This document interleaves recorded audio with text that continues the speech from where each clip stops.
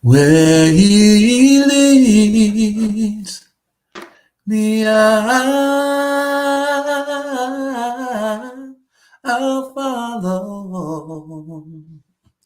Where he leads me, Lord, I'll follow. And where he leads me, I'll follow. I'll go with him all the way. Can I say it one more time? Where he leads me, I'll follow.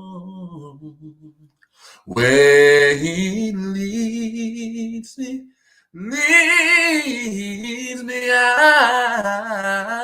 Lord, I'll follow. You may take me through the storm, Lord, but where you lead me, oh Lord, oh God, Lord, I'll follow. I'll go with him. Lord, I'll go with you all the way. The world behind me, the cross before me, I will follow. The world behind me, the cross before me, Lord, Lord, Lord, I'll follow.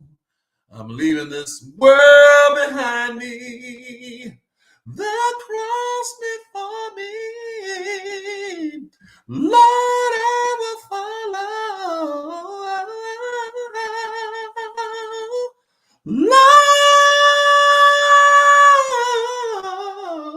Lord, I'll go with him. Lord, I'll go with him. Lord, I'll go with him. Lord, I will go with him. Lord, I'll go with him. With him.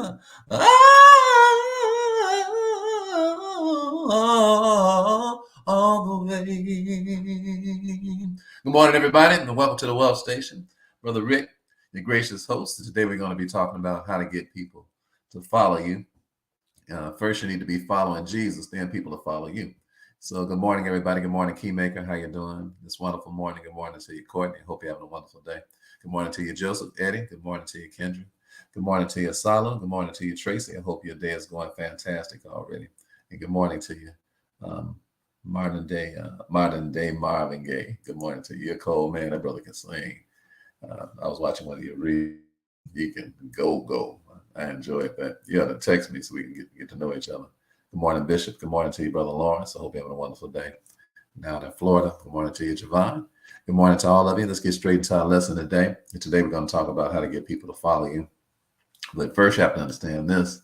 To get people to follow you, you need to be following somebody. I'm amazed at people who want to be leaders, but they don't want to be followers. I'm like, nobody learns how to lead real good until you learn how to follow real good. There isn't anybody that can teach real good until you learn how to be taught really well. There's nobody that wants to follow you across the street until you learn how to follow somebody else across the street. And there's a price that you have to pay to be a leader. There's a price that you have to pay to get people to follow you, because if you're not paying the price and people follow you, then it's just going to be some blind person leading another blind person. And the Bible says if the blind lead the blind, they both going to do what? They're both going to end up falling into a ditch. Good morning. Is that Tamara? Good morning to you, dear. And good morning to you, Chris. How you doing, son? I hope you're having a wonderful day. That's not Chris. That's not my son. That's the Experience Hair Studio. Good morning to you. How you doing? I hope you're having a wonderful day. So let's get straight to the lesson today. Let's get straight to the first Bible scripture I want to talk about. And it's this idea that love is getting people to follow you. You have to take the risk of being a leader. In other words, good morning, Latoya. How are you? In other words, Leading people is risky business. And the first thing that you got to risk is you really got to risk loving people. Let me tell y'all something. If you're not leading in love, your life is a complete waste. I don't care how much money you got. I don't care how people look up to you. I don't care. I don't. You got people that people look up to all over the world. Okay, they got plenty of money in some cases, but it don't make no difference. Not to God. God is not impressed with that. God is impressed with one thing: the intensity and the height and the depths of our love. If we don't love each other, it means nothing. What did Paul say? He said, if I speak with the tongue of men and angels, he said, if I give all my money to the poor, if I give my body to be burned, he said, I ain't got no love, it don't mean nothing. He said, I'm a sounding brass and a tinkling cymbal. I'm just like a cloud without some rain. I'm useless. Are you hearing me? God cannot use people who don't love people. God will not use people who don't love people. You said, Ricky, I know people that's got plenty followers. They got plenty money. They don't seem to love God much. Well, what I'm talking about is they might have some money and they might have some people following them, but they are spiritually dead. And in God's eyes, they don't even exist. Why? Because God is not impressed with that. You can't impress God with no money. He got all the money in the world. Can't impress God with no gold ring. You got one little Cougaran on, and God got gold. People ain't even discovered yet. Man, you better miss God with that nonsense. You think you're impressing God with your little Cougaran on, your little pimping chain, and God got more. He got more gold than people ain't even dug up yet. Don't even know nothing about. God ain't impressed with no diamonds. All right. God got diamonds that you ain't even seen. God got diamonds. If he opened up a diamond, you'd be blind for the rest of your life. That's how cold-blooded God is. Don't get God twisted. God is too high to get over, too wide to get around, too low to get up under. God is impressed with love, baby. Are you listening to me? Now, what he does is he gives us some of these little trinkets. Why? Because he says, seek ye first the kingdom of heaven and his righteousness, and then all these things will be added unto you. So yeah, it ain't nothing wrong. You want to wear your little jewelry, your little gold, you want to feel good about yourself, whatever it takes for you to have some self-esteem, that's cool. You dig? God ain't got nothing against that. But what I'm telling you today is that if you're going to be a leader and people are going to follow you, you're going to have to risk loving people. Are you hearing me? Because loving people is risky business. Why? Because you're going to love some people, you're going to treat them real good, and they're going to dog you. And it's going to hurt you. And you're going to be like, man, I poured all this effort and all this energy into this person, and this is the thanks I get. Well, yeah, that's going to happen. And the only way that it's not going to happen is that you're going to have to reserve your love. And then you have to walk around with some tight butt cheeks trying to decide, am I love this person? Am I going to love that person? Am I love this person? I'm going to love that person. No, our goal or your objective in life is to let love be without dissimulation. In other words, you don't pick and choose who you're going to love. You love everybody because that's the will of God for your life and for my life. Why? Because that's what a leader's job is to love. And if you don't believe it, let me show you the best lover that ever walked the face of the earth. Let me give you an example of what he's saying right here. And then you can see what I'm talking about. You can't partial out love. You have to love the folks that hate your guts, let alone the average person. Are you listening to me? And there is no compromise with this. I'm talking today about how to get followers. And what I'm saying is that the first thing you have to do to get people to follow you is that you got to love people. And that love is extremely risky. Love is extremely vulnerable. But love is the number one key in getting people to follow you. You say, no, Ricky, I just want to know how you make all that money. I just want to know how'd you get all those people around the country, around the world to buy trust from you and all that sort of thing. You see, you got your mind on the wrong thing. That ain't how this goes. The way this goes is that you roll up your sleeves and you love people. And you love them genuinely. And then people do what? They respond to genuine love. Not everybody, but you got to take the risk of loving everybody. And then whoever decides they want to love you back, then that's cool. But you can't decide to partial out your love. You got to love everybody. And it's got to be intense and it's got to be vulnerable. It's got to be so that you get hurt. This kind of love is going to get hurt. Are you listening to me? When you love people right, you're going to get hurt. And you got to get hurt. It's part of the process of becoming what? A leader. It's part of what? It's part of making sure that the people who follow you, they are following you for the right reasons. Because when people see you love without unconditional love and see people run you over and mistreat you and you still cool for the game and you still got joy and peace and you still keep it going, those people have what? Somebody worth following. So the question becomes, if you want some followers, are you worthy of being followed? All right. Well, let me tell you something about our Savior. Let me tell you something about Jesus. Jesus is worthy of being followed. Why? Because his love is unconditional. And what? He came out to love everybody. Let me prove it to you. Here's what he says in John 3:16, the most popular verse in the whole world. He says, for God so loved the world that he gave his only begotten Son, that whosoever believeth in him should not perish, but have everlasting life. So the first thing we see about Jesus is that he said, listen, I'm worth following. Why? Because I love you. Are you hearing me?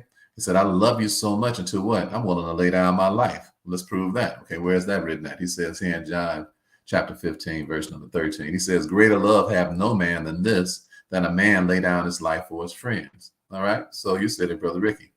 How can I prove I love somebody? Well, you prove that you love people because you're willing to die for them. And when people see that you're willing to die for them, then they do what? They want to follow you. I'm talking about the people that's worth anything. They want to follow you. Why? Because you're willing to lay down your life.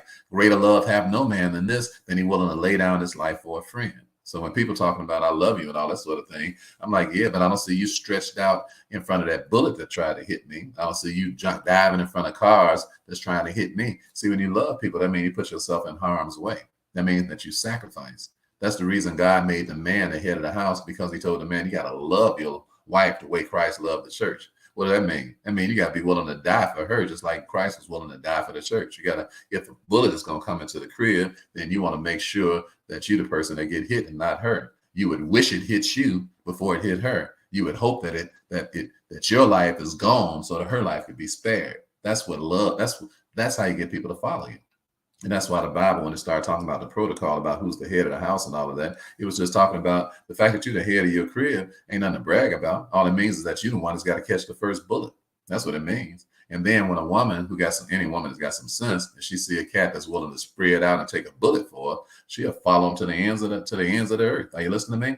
I'm talking to y'all about how to get people to follow you. That's just one example, talking about a man and a woman in a house. I'm talking to all of us. I ain't talking about whether you're a man or a woman. I'm talking about you, period, my brother, or you, my sister, or you, my king, or you, my queen. I'm talking to you, period. I'm talking about you are supposed to have influence. People are supposed to follow you. But that means that the first thing you're gonna have to do is you're gonna have to up your love game and make sure that you're worthy of being followed, because you're willing to die for people. And when people know that, then they'll totally change their attitude towards you. They won't be fighting you and kicking and bucking and scratching and being so reluctant to do something with you. Why? Because they see that you're worth following, because they know you'll die for them. Well, here's proof of it again. Here's the book of Revelation. All right, let me show you again. I want y'all to really get this idea of loving people and this idea of what it takes when you love people, and Jesus' example of this. All right, this is Revelation, the 5th chapter. And listen to John talk. He said, and I saw on the right hand of him that sat on the throne a book written within and on the backside seals with 7 seals. He said, and I saw a strong angel proclaiming with a loud voice, who is worthy to open this book and to loose the seals thereof? He said, and no man in heaven nor on earth, neither under the earth, was able to open the book, neither to look thereon. He said, and I wept much. He said, man, I broke down and started crying. Are you hearing me? He said, because no man was found worthy to open and to read the book, neither to look thereon. Okay, so what's the problem here? Here's John. And John is like, look, the whole world in trouble. And the whole world is asleep. Sleep on what? The book of life. What is the book of life? The word of God. Don't nobody really understand how to use it. The whole world in trouble. And John like, man, this is a bad situation. He says, so this book, somebody needs to open up the understanding to the world of how to live and how to act. He's like, so I don't see no candidates around here. You dig what I'm saying? He said, and I looked above the earth, couldn't find nobody. Looked below the earth, couldn't find nobody. Looked around the earth, couldn't find nobody. Are y'all starting to hear that song? I searched all over. What? Couldn't find nobody. I looked high and low. I still couldn't find nobody. What? Nobody greater. So what made Jesus so great? What made him so great? His intensity and his amazing love is unmatched and unsurpassed. Don't nobody know how to love nobody like God. But that's why God is worth following. Why? Because God is love. And he's so amazingly, and so his love is so fresh and so riveting, and his mercy is so great every day, until what? It'll just pick you up like a magnet and just have you rolling down the street saying, you know what, I'm going to follow this God. He's so good. He's so wonderful. He's so loving. He's so kind. He's so gentle. He's so majestic. He's so what? He's so righteous. You dig what I'm saying? He got so much good sense. Everything he tell me to do, it make better sense than what I was getting ready to do. So what? I'm going to follow him. I ain't going to do what I want to do. I'm going to follow what he said to do. Why? And because he loved me. He loved me what? He loved me with such intensity. Are you listening to me? And God is telling us to what? To follow that kind of love. Because when nobody able to open this book up in the book of Revelation, but what? But watch who's about to step up to the plate. All right, can't nobody do nothing with this situation. But watch who's about to step up to the plate. I got a question for you. All right, I got a question for you. How you doing, Tiffany? God bless you, Queen. I got a question for you.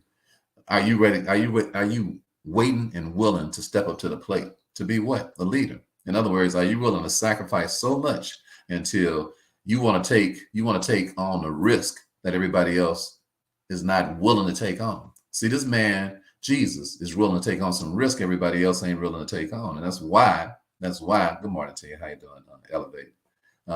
He's willing to take on some risk everybody else ain't willing to take on. That's why his love is so riveting, and that's why he's so worth following. And today I'm talking to you all about how do you create followers, because you have influence. And people need your influence and your impact in this world. All right. It's not just about having money. It's about you having impact and influence. And for you to have some impact and influence, somebody's going to have to follow you. But for somebody to follow you, you have to be worthy of being followed. And that means that the number one thing that you're going to have to do is you're going to have some risky love. You're going to have to step up to the plate and take some chances. That's right. And you're going to have to be the person that say, you know what, if it's going to happen to anybody, let it happen to me before it happened to you. Are you digging what I'm saying? And then people, they'll do what? They'll jump on your bandwagon. Why? Because everybody loves a ride or die. See, Jesus is a ride or die, brother. Are you digging what I'm saying? Watch what happens. Can't nobody else step up to the plate right here. So Jesus steps up to the plate. He said, and one of the elders said unto me, he said, brother, stop crying. He talking to John. John is seeing this in his spirit. All right. He says, weep not. Behold, the Lion of the tribe of Judah, the root of David, hath prevailed to open the book and to loose the 7 seals thereof. He said, and I beheld, and lo, in the midst of the throne, the 4 beasts in the midst of the elders stood a lamb as it had been slain, having 7 horns and 7 eyes, which are the 7 spirits of God sent forth into all the earth. So look at these attributes of Jesus, and look at how John is describing Jesus. He first described him as a lion, and then he described him as a lamb. So that's amazing. What is that? That sounds like an oxymoron, right? That sounds contradictory. How are you going to be a lion and a lamb? He's the Lion of the tribe of Judah, but he's the Lamb of God. How's he going to do both? How's he going to have both of those attributes at the same time? Well, it's teaching us what it means to be a leader and the kind of person that you would follow. You follow people who are what? They're gentle, just like a lamb, but they tough, just like a lion. And that's what God expects out of me and you. I'm talking to you today about how do you get somebody to follow you? You're gonna have to be tough, just like a lion. Are you hearing me? You're gonna have to be. You can't be walking around barking like no little dog. You got to roar like a lion. Are you digging what I'm saying? So that means what? When you go out to do something, you go out to do it purposefully, and you go out to do it, and you take what you want. You don't sit around and wait for nobody to give it to you. You take it. Why? The Bible says that we take it by force. The spirit, the people of God, the children of God, we take it by what? Spiritual force. What? Because we ain't gonna be denied. Are you listening to me?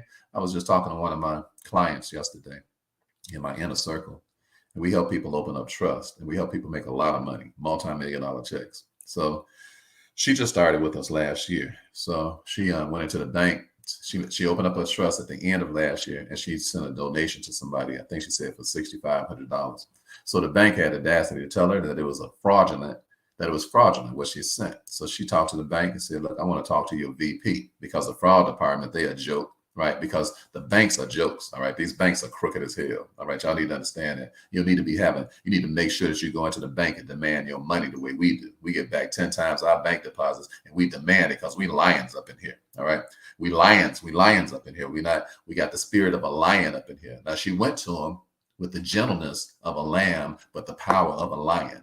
Are you listening to me? Because why? Because when she went into him, she wasn't going to be denied. They was going to take this money that she gave and reverse that money and give her money back so she could donate it to who she wanted to donate it to, because they had no right to be calling us stuff fraud. Why? Because she's working out of a tax-free, tax credit producing trust. And quite often these people behind the bank, they are extremely dumb and slow. They don't know what they're doing when you walk in, because they're not used to you coming in and demanding your money, because most people don't know nothing about what I'm telling you about right now.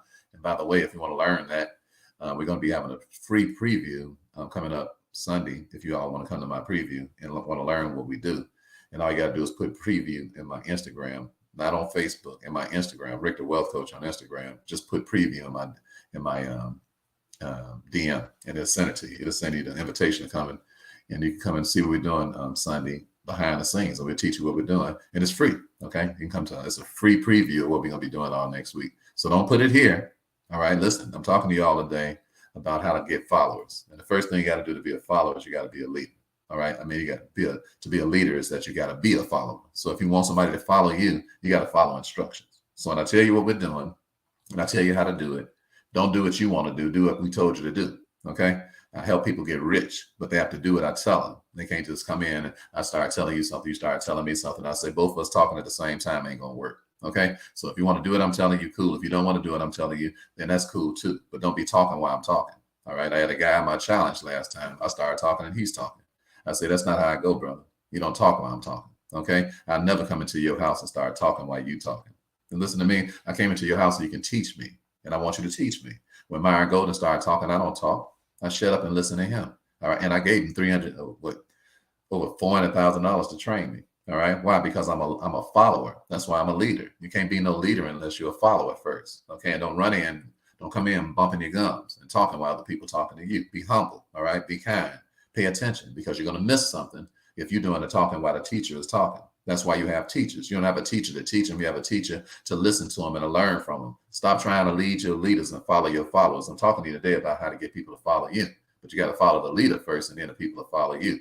People have a tendency to do what? Try to tell the leader what to do. And then what? They go back and they get their advice from their followers. And that's a recipe for disaster. That's a recipe for what? Being broke like a joke and being what? Stuck like Chuck in a pickup truck and can't put cheese on a waffle for the rest of your life. And your kids will learn that mess too. Why? Because they'll see how hard-headed you are. They'll be like, man, mama, daddy, they don't know how to follow instructions. From people that's got good sense, but they sure listen to them little poo butts that ain't got no money and ain't got no sense. They got a hard life. Ain't no way in the world I'm gonna listen to somebody with a hard life tricking off all their time and messing up and ain't got nothing. They can't put, you dig what I'm saying? I'm not listening to them. I'm listening to the people who are doing better than me. And what I do when I walk into their midst, I shut up and I just do what they tell me to do. And I do it with joy too. Are you listening to me? I carry the man's tea kettle. I pay the man $500,000 and then carry his tea kettle around so I can make some more money. Next time I see Myron, we'll be on a private jet together. I mean, no, we won't be. We'll be down on a private boat together. Next time I see him coming up a little earlier, a little later on this week. Why? Because I listen to what his teachings on yachts. So I go on the yacht and listen to him. And then after that, he's coming to Indianapolis so he can come and speak at my conference. Why? Because birds of a feather, we flock together. Are you listening to me? I'm willing to be taught. Why? Because that man loves me. All right. And I love that man back. And that's why I follow him. I follow him because he loves me. Why? Because he gives me good advice. He couldn't even give me that kind of advice unless if his mind and heart wasn't filled with love. Love makes you a sharp brother. Love makes you a sharp sister. It makes you a whippersnapper. Are you listening to me? Love is what makes you so bright. Love is why people follow you. They follow you because you're so full of love. Are you listening to me? I know that man loves me. I have no doubt about it. Nobody can convince me any other kind of way. That's why I follow him. Are you listening to me? Who loves you? All right. Who's loving you? Are you listening to me? When I found you. What do you say? I treated you bad and wrong, my dear, but all since you've been away, don't you know I hang around with my head hanging down, and I wonder who's loving you. I got a question for you. Who's loving you? Are you following people who don't even love you? Man, that is the most. I can't understand how you can waste another minute of your life when you got all these people around that God placed into your life who love you and you follow somebody who don't. I'm talking to you today about this question. I got one question for you. And that question is are you worthy of being followed? And how do you create more followers? You create more followers by following somebody. So what do? I follow Jesus. Why? Because he loves me. All right. I'm thoroughly convinced that Jesus loves me. How do I know? Because of the way he treats me. How do I know? Because of the fact that he saved me. How do I know? Because he changed my crazy thinking into some beautiful thinking. How do I know? Because he made my feet like hinds feet. How do I know? How do I know? Because he gives me so much joy and peace, and he gives me so much clarity of mind and how to deal with situations in life. That's how I know. You know, I'm not guessing about this. And if you come over on this side of the tracks and you get you some Jesus up inside of you, you'll know it too. You'll know what it feels like to be loved. How good it is, how wonderful when you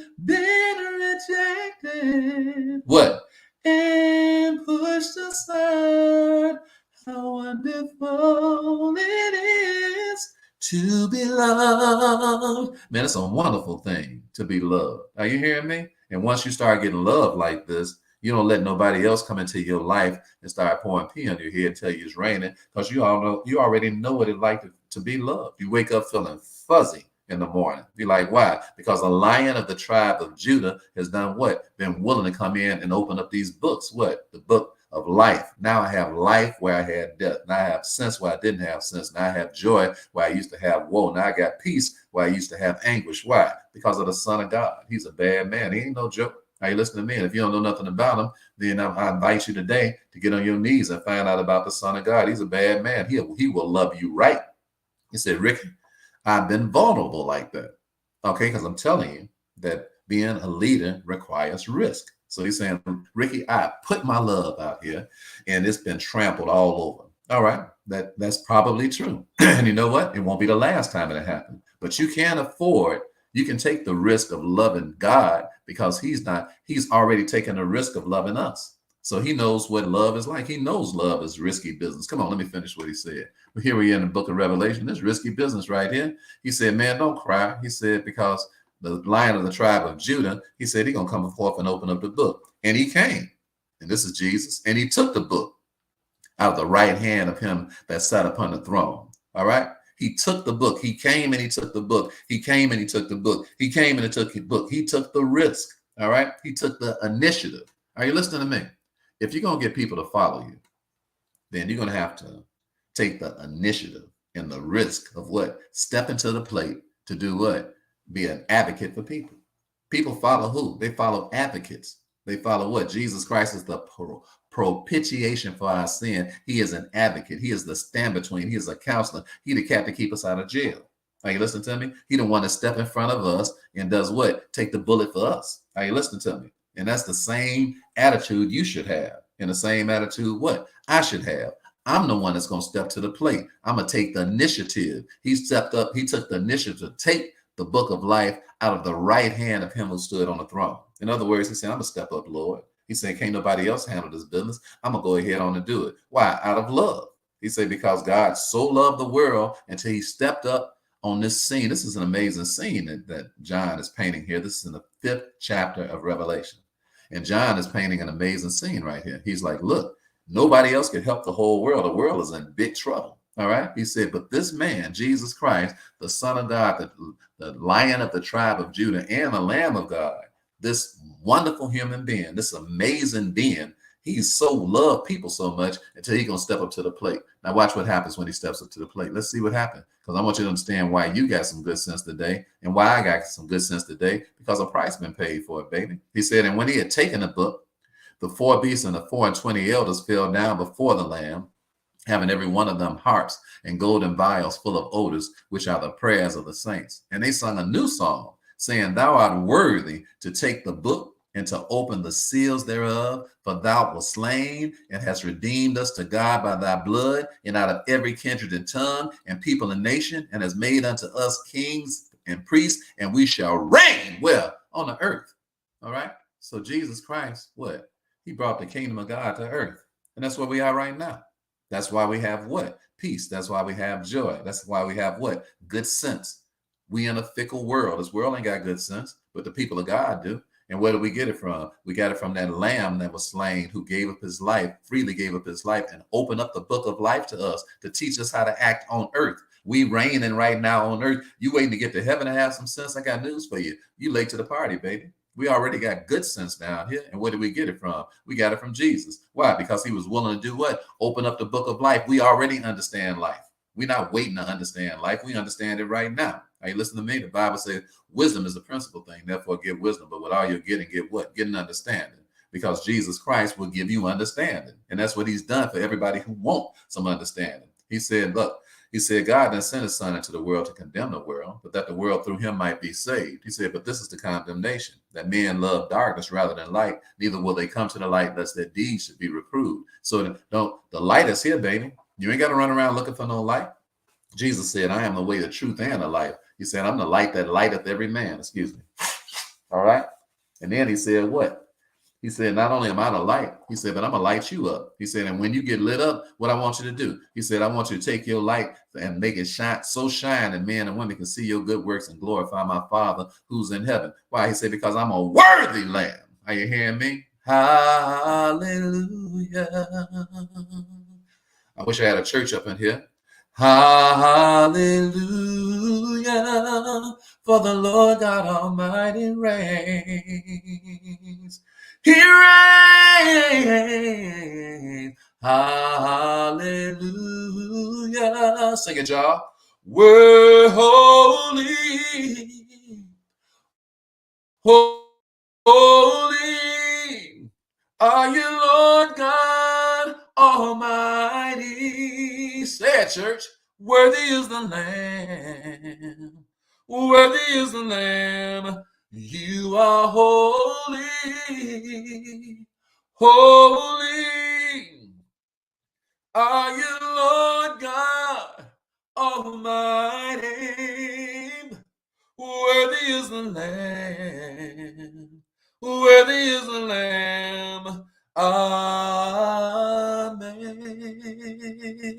This is the scene that's going on in the book of Revelation, in the 12th and the 5th chapter. John is like, man, blew my head off my body. John is sitting here seeing all of this vision in his head. He having church sitting down on the Isle of Patmos all by himself, and he can clearly see what's going on. This Jesus that he spent this time, but they tried to kill John. You know that, right? They tried to boil him in some hot oil.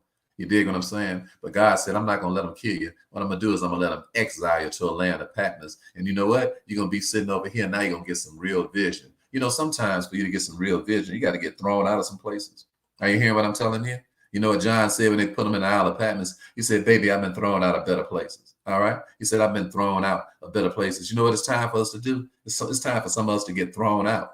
Some of the places we in right now, you ain't even supposed to be there. You're supposed to get thrown out. You're supposed to get fired. All right? You dig what I'm saying? It's time for us to get up out some places. If you're ready to move to the next level in your life, if you want to become somebody worthy of being followed, don't you know you got to move from where you are to another place? All right? Matter of fact, if you believe that, just put fire me in the chat box, and I promise you I'll finish teaching this lesson. Come on. I want to see who ready to move. Now, y'all worried about getting fired. You should ask for it. All right. Tell them to fire you. Put it in the chat box. Anybody ready to get fired? I'm ready. You ready to move from where you at to another level. Tell them to fire you. All right. Let's go. Who is that? Who's ready over here? Travel Infinity. All right. Fire me. Where you at, Joyce? Fire me. Who else? Come on. I feel like preaching this morning. Where y'all at? Come on, Kingmaker. Fire me. You ain't got to worry. You ain't got to fire me before I even quit. Fire me. Get me up out of here. All right. Come on, Experience Hat Studio. Fire me. Come on, the Gurrit. Come on, tell them to fire you. Come on, Edgy G. Tell them to fire you. Where you at? Who else want to get fired up in here? Who ready to be like John? Who ready to get some vision? You can't get no vision where you at. You need to get out of there. Are you listening to me? Come on, Cynthia. Tell them to fire you. Come on, Kay. Tell them to fire you. Come on, Joe. Tell them I'm up out of here. All right. Fire me. Come on. You ain't did me no. You ain't did nothing to me. Fire me. Let me tell you, the best thing that happened to me is when they fired me. I was working in a warehouse and I was making $10 an hour. And these cats came over to where I was working and they said, hey, Rick Williams, scared the hell out of me because whenever some white boys come over, I'm thinking they're going to fire me because you got a record. So you think everything you do, you're going to get fired. So I'm over there. So they walk up to me and they say, hey, are you Rick? I'm like, here they go now. I'm like, what's up, Doc? What's up? Something wrong? They're like, hey, no, nothing's wrong. We just wanted to help you. We just wondered if we heard you can sing. I said, oh, yeah, I sing a little bit. They say, no, we heard you sing a lot of it. I'm like, oh, okay, cool. I say, what's up? They say, we want you to come over and sing the national anthem for us. Could you do that, please? I'm like, the national anthem. So now I started relaxing because I thought they was coming at me. I didn't know you did because you can't trust people when you've been in the penal system. You're always looking over your shoulder. You're always wondering. You always wondering when somebody got it out for you. You always wondering because people treat you like a dog. They think they're better than you. So they feel like they can hold stuff over you. So they'll fire your butt in a heartbeat if you don't kiss they behind or do something they want. People will dog you when they got something over you. That's what I'm telling you. If you're going to be a leader, you have to be a good follower. But you ain't got to follow these people blindly around because they blind and they'll lead you into a ditch. You need to follow Jesus. Excuse me.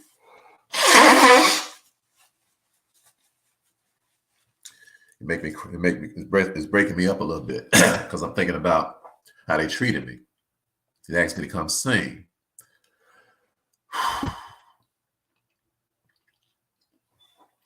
They said, will you come sing for us? I said, okay, cool. So I tried out. And I went and sang. I went and sang the national anthem. Oh, racist song. I didn't even know if I know the second verse is talking about you niggas ain't gonna never break up out of slavery. I'd have never sang that song. But I was naive. I didn't know. I had done the research on it. So I went and sang the national anthem. So I went up and I go sing the song. And I get through singing it. And everybody's high-fiving me, walking around the warehouse. And they're like, hey, Rick, you a star. What you doing working in a warehouse?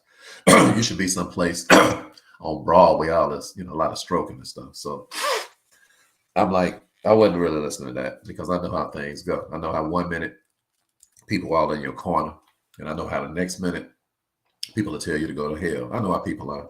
I know they change their mind every 15 minutes. You dig? Plus, I know what it's like to be a felon. I know that people think they're better than you. So they use it against you. You dig what I'm saying? They'll dog you. They'll play you off. They'll run you down. They'll do whatever they can when you've been through the stuff I've been through. So I said, okay, but I did what they asked me to do. So I said, you know what? I'm just going to keep going back to work. I said, I'm going to work in the nighttime. I'm going to do New Year's. I'm going to do Christmas. I'm going to do whatever they asked me to do, you dig, for $10 an hour. Why? Because I just wanted to make sure I can contribute to the crib because I was broke. You dig what I'm saying? I wasn't making no money when I got out the joint. Naturally, I had no money. So I'm trying to just do right. Anything square, anything right, I'm willing to do it. So that weekend, these cats called me on Saturday. Just like I'm thinking, just like what I'm thinking could probably happen. And they said, hey, Rick. I said, what's going on? They said, don't come back to work Monday. I said, what's going on? They said, well, somebody must have stole something. So they just looked up everybody with a record. I said, I had a record before I came. That ain't no news. You dig what I'm saying? I say, so give me legit what's going on. Why are you coming at me like this? He said, so he gave me some little phony fake reason. So they said, you're fired. I said, ain't this nothing? Now I'm working. I'm willing to come in all the time. I'm over here. I ain't doing it with some third grade stuff, fixing some boxes or something anybody can do who can breathe into a mirror, the kind of stuff you do with these slave wage jobs. But I'm willing to do it. So they fired me. So I'm like, you know what? I got back to the crib and I was sitting down at the computer. And Shantae, fortunately for us, Shantae is a very responsible person. So we didn't get along good when we first met. Let me just help some of y'all because some of y'all ain't getting along right now. So let me just keep it real, 100 with you. We wasn't getting along good. We weren't getting along good because I was used to having money. I wasn't used to being broke. So when I would come home with my little warehouse check, Shantae said, well, give me your check. I'm like, give you my check. She like, no. She said, like, give me your check. I'm like, my whole check? She was like, yeah. I said, girl, I'm a recovering player. I got to have some money in my pocket. She was like, Negro, please. You make $10 an hour. What the hell? I'm the one paying all the bills around here. You better get that check up. So we started arguing, right? Because I'm used to walking around like this. That's the way I'm used to walking around. I ain't used to walking around with no $10 an hour check. You dig what I'm saying? But I'm square now and I'm trying to do everything right. Trying to do everything the right way. So I'm willing to work for $10 to do whatever. You dig? So she gangstered me taking my little check, pimp slapping me taking my little check. So we arguing all the time. Right? We arguing all the time. Why? Because I ain't got no money. That's why we arguing all the time. And I don't like not having no money. And I don't like you telling me what to do. Because I'm a man. I'm used to one telling a woman what to do. I ain't used to you telling me what to do. But I'm in her house. She got a crib already. We got married. I done moved into her house. She got an 875 credit score. She got a lunch money from third grade. You know what I'm saying? Shantae know how to make $1 out 15 cents. She make Benjamin. She make Benjamin. She put Benjamin in traction. Are you hearing me? She squeezed Benjamin so hard to that Mark screaming. He cried like a little girl. She know how to save some doggone money. All right. I'm not used to living like she used to live. I'm used to having money. So I'm used to doing whatever it takes to make money. But praise God, Jesus teach you how to make money right. So I'm like, okay, cool. So now I'm frustrated, but I'm not real frustrated because I know I'm about to go do something. So I'm sitting there because she's still paying the bills, but I'm trying to figure out, I don't like no woman paying my bills. Are you hearing me? I'm talking to you today about being a leader. Let me talk to my man for a second. I can't understand for the life of me how you can be in a crib with a woman paying your bills and that don't vex the hell out of you. I can't understand that. I cannot understand that. I cannot understand how you can be a man and your wife is paying the bills and you sit at the crib changing the baby's diapers. What the hell is going on around here? I just can't understand that. I'm just thoroughly confused about what's going on today. The testosterone level in a man is disgusting. I'm like, who is the dude and who is the chick around here? Y'all got me confused. All right. Who is the woman? Who is the king and who's the queen around? Or is it two queens? What the hell is going on? I can't understand how you can feel good, a brother. I'm talking to y'all right now. How you can feel good about a woman paying your bills. I can't understand that. And it don't bother you. I ain't talking about like you might not be down this moment, but I'm talking about you at the crib waking up at noon while she working and you half sleep and smoking stogies and smoking blunts or what the hell. I'm like, I just don't understand that. All right. My brother said you're playing video games. Yeah, that's just beyond my comprehension. So we was arguing. Why? Because I wasn't used to her. She taking my little money because my bank didn't look like this. It looked like this. All right. That's the way I was coming to the crib. I had no bank. I go get $5,000 worth of hundreds now just to give them away. You say, Brother Ricky, give me a couple of those hundreds, not to you. I find homeless people and I just give them money. I give money away 7 days a week. Why? Because God took me from the penitentiary, from being broke, from not having nothing, from being homeless, to finding a good wife, to having money, and being able to make millions of dollars. And you have to be an idiot to sit around here and act like like it was always that way. It wasn't always that way. All right. It wasn't always that way. You dig what I'm saying? I was going through hell. That's the reality of my life. It wasn't good. It wasn't financially good. It was peaceful by the grace of God. Praise God. But it wasn't financially good. And if I ain't doing good financially, I'm not no happy camper. Some of y'all happy being broke. I'm not happy being broke. Now, to me, I don't like it. I was always trying to figure out what to do. I'm like, I'm going to have to do something. So now I'm at the crib and they done fired me. All right. They done fired me. But you know what they did? They really just released me to my destiny. So some of y'all in situations right now, and you ought to get fired. It'd be the best thing that can happen to you. Why? Because it'll release you to your destiny. See, this ain't your destiny. This is your destiny. All right. This ain't your destiny. This is your destiny. All right. That little flimsy look, and that ain't your destiny. This is your destiny. But you're gonna have to get fired before you can get out of there, so you can get over here. That's what they did to John. They tried to literally fire John. They tried to boil him in some hot oil. But let me tell you what the word fire means, because maybe you're not familiar with it. The word fire, it comes from when the Europeans first came into America. And what they used to do was that after 7 years, they would let the white slaves go. They didn't let the black slaves go. Every once in a while they did that. It's called indentured servitude. So they would let the white slaves go after 7 years because they didn't want to dog them for the whole rest of their life. They just wanted to pimp them for a little while. They wanted to pimp us for the rest of our lives. And that's why this whole country got built on our back, because they pimped the hell out of us as slaves, and they ain't let us go. And every once in a while, they let 1 or 2 Negroes go somewhere. But for the most part, they pimped us for our whole life during slavery. Got all the juice up out of us until we were old men and women. You dig what I'm saying? That's the way this country got built. Don't get it twisted. This country got built on our backs. But they would let the white slaves go. So the white slaves would go after 6 years. They let them go after 7 years. They let them go. They set them free.